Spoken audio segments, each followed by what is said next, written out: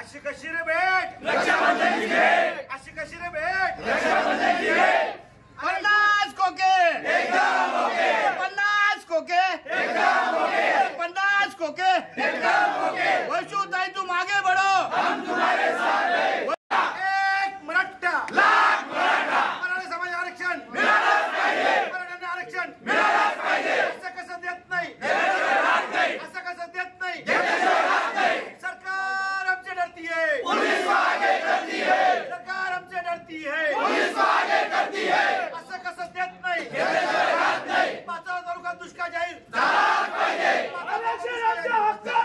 नाही कुणाच्या बापाचं। पहिल्यांदा 151ची नोटीस भेटलेली दडपशाही सुरू झालेली आहे। या ठिकाणी आमदारांची दडपशाही सुरू झालेली आहे आणि अशा पद्धतीने करायला पाहिजे। शासनाची दडपशाही आहे, प्रशासनाच्या वतीने पोलिसांना फक्त निवेदन देतो आम्ही, तरी पोलिसांनी डिटेक्ट केलं आम्हाला, सगळ्यांना उचलून आणतायत। अतिशय भयानक प्रकार आहे, भयानक प्रकार आहे। आपण फक्त निवेदन देत होतो, निवेदन देणाऱ्या लोकांना सुद्धा जर असं करत असेल तर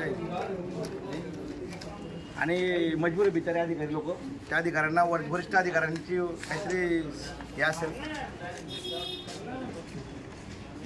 मागण्या होत्या।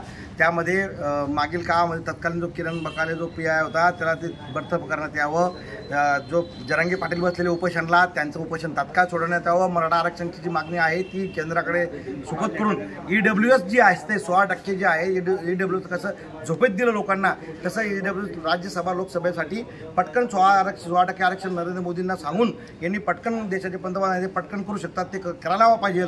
आणि OBC मराठा वाद लावू नका, हा सगळा प्रकार आपण त्या ठिकाणी मागण्यामध्ये केला होता। गोंडगावची जी आमची भगिनी आहे, गोंडगाव तालुका भडगाव या ठिकाणी चिमुकलीवर मराठा समाजाच्या एका चिमुकलीवर तिचा निर्गुण खून केला अत्याचार करून, तिच्या त्या फास्ट ट्रॅकवर अजूनही आदेश झालेला नाही आहे।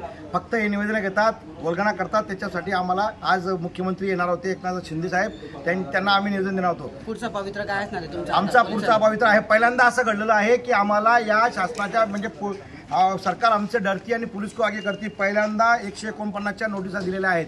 आजपर्यंत आम्ही एवढे आंदोलन केले आहेत राज्यभरमध्ये, 19 जिल्हे मी स्वतः फिरलेलो आहे, परंतु आजपर्यंत कोणत्याही कुठेही आम्हाला 151ची नोटीस मिळाली नाही। कुठेही आमचं दडप केले, आमचे संरक्षित मार्गाने जे आंदोलन होतं, लोकशाही मार्गाने जे आंदोलन होतं ते आपण घटनेप्रमाणे जो अधिकार मिळाला आम्हाला, मूलभूत अधिकार मिळाला आहे, त्याप्रमाणे आम्ही आंदोलन करत होतो। परंतु आता ते सुद्धा आंदोलन आमच्यापासून हिसकावून घेतलेलं आहे।